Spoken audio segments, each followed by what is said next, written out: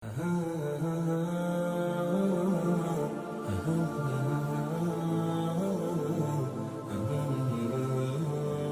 تبارک و تعالی قرآن مجید فرقان حمید کی اس آیت مبارکہ میں مسلمانوں کو اور اس وقت کے لوگوں کو سنت پر چلنے کا جو ہے وہ حکم ارشاد فرماتا ہے۔ اللہ نے فرمایا وَآمِنُوا بِمَا أَنزَلْتُ، اور ایمان لاؤ اس پر جو میں نے اتارا۔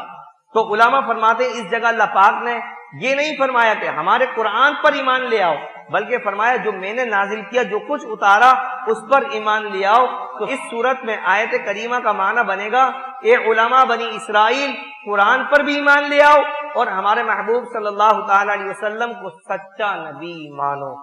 یعنی کہ جس طرح قرآن نازل کیا، اللہ نے فرمایا نا وَأَنزَلْتُ مُصَدِّقًا لِمَا مَعَكُمْ، کہ میں نے جو کتابیں اتاری اور قرآن اتارا، اس پر ہمیں ایمان لانے کا حکم دیا گیا ہے۔ تو اسی طرح رسول اللہ صلی اللہ تعالی علیہ وسلم کو جو نازل فرمایا، حضور علیہ الصلوۃ والسلام کو جو مبعوث فرمایا، تو رسول اللہ صلی اللہ تعالی علیہ وسلم پر بھی ایمان لانے کا اللہ تبارک و تعالی نے حکم بیان فرمایا۔ اب جو رسول اللہ صلی اللہ تعالی علیہ وسلم پر ایمان نہیں لائے گا، اگر ایک شخص کہتا ہے بھائی میں ٹھیک ہے قرآن کو مانتا ہوں لیکن میں رسول اللہ صلی اللہ علیہ وسلم پر ایمان نہیں لاتا، تو وہ بندہ بھی مسلمان نہیں ہو سکتا۔ مسلمان ہونے کے لیے شرط یہی ہے کہ وہ اللہ تبارک و تعالی اور رسول اللہ صلی اللہ تعالی علیہ وسلم پر ایمان لے کر آئے، جب جا کے اس کا ایمان کامل ہوگا۔ بے شمار ایسے مذاہب ہیں جو اللہ تبارک و تعالی کو تو مانتے ہیں، ہر مذہب کے اندر آپ چلے جائیں ان کا یہ عقیدہ لازمی ہوتا ہے کہ کوئی نہ کوئی ایک خدا ہے، لیکن وہ اللہ تبارک و تعالیٰ کے ساتھ کیا کرتے ہیں؟ شرک کرتے ہیں۔ کئی اوصاف میں کوئی لوگ اللہ تبارک و تعالیٰ کا ساتھی ٹھہرا دیتے ہیں کہ جس طرح اللہ تبارک و تعالیٰ کی قدرت ہے کہ وہ بارش نازل کر سکتا ہے، تو اسی طرح وہ بعض دوسرے لوگوں کے لیے بھی یہ ایمان رکھتے ہیں کہ اسی طرح جس طرح اللہ کو اختیار ہے انہیں بھی اختیار ہے۔ یہ شرک ہو جائے گا۔ اللہ تبارک و تعالیٰ کی ذات میں، اللہ تبارک و تعالیٰ کی صفات میں کسی کو بھی اس کے برابر یا اس جیسا ٹھہرائے گا یا اس صفات میں شریک جانے گا تو وہ شرک ہوگا۔ اس کے علاوہ اگر وہ اللہ تبارک و تعالیٰ کے انبیاء علیہ الصلوۃ والسلام پر ایمان لاتا ہے اور یہ کہ وہ خالق ہے، یہ مخلوق ہے، ہاں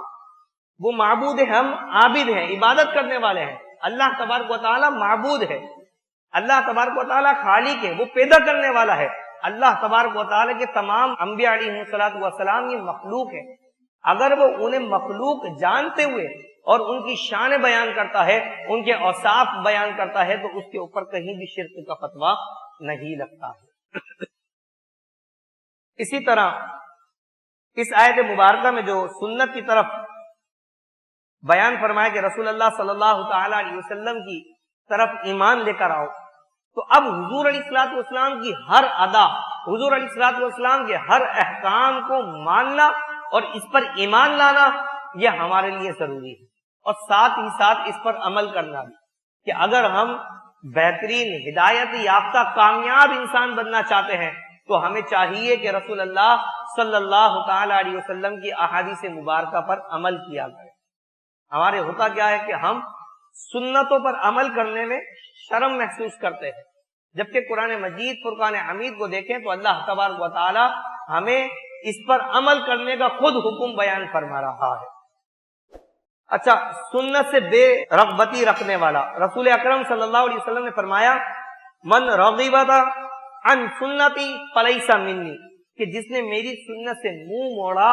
وہ ہم میں سے نہیں ہے۔ آپ دیکھیں نکاح کے وقت بھی اکثر جب قاضی خطبہ پڑھتا ہے وہ کیا حدیث مبارکہ پڑھتا ہے کہ ان نکاح من سنتی فمن رغب عن سنتی فلیس منی،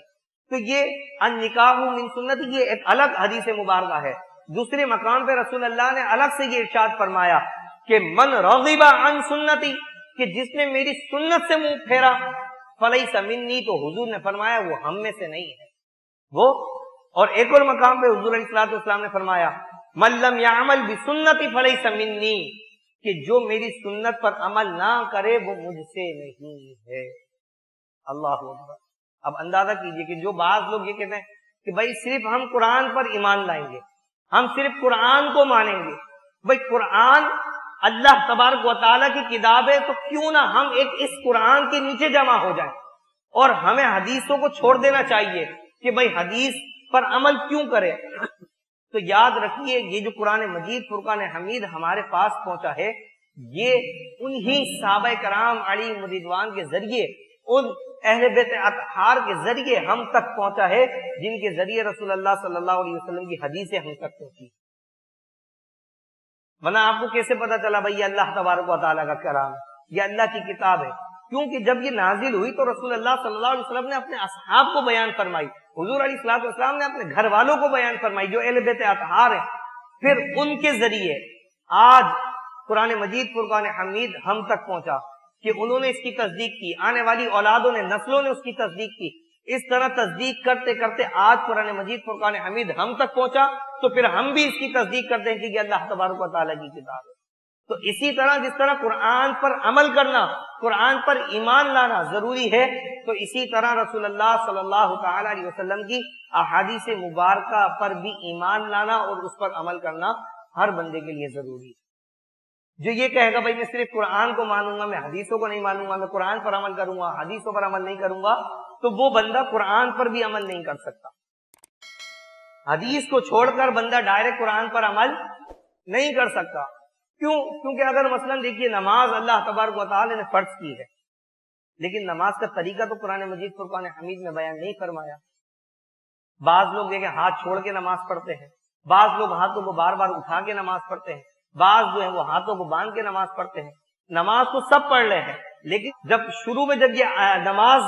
نازل ہوئی تو حضور علیہ الصلوۃ والسلام نے رفع یدین کا حکم بیان فرمایا، بعد میں رسول اللہ صلی اللہ علیہ وسلم نے رفع یدین سے منع کر دیا۔ حضرت عبداللہ نے حضور علیہ الصلوۃ والسلام کی جس طرح آج ہم نماز پڑھتے ہیں اس طریقے کو بیان فرمایا، تو آج تک ہر مسلمان جو ہے وہ اس طریقے پہ نماز پڑھتا ہوا نظر آ رہا ہے۔ تو نماز کا یہ طریقہ قرآن مجید فرقان حمید میں بیان نہیں ہوا، بلکہ اس پر عمل کرنے کے لیے، نماز کو پڑھنے کے لیے، قرآن کو عمل کرنے کے لیے ہمیں رسول اللہ صلی اللہ علیہ وسلم کی حدیث پر عمل کرنا ضرور پڑے گا۔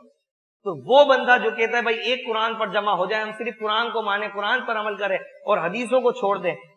تو وہ قرآن مجید فرقان حمید پر بھی عمل نہیں کر سکتا۔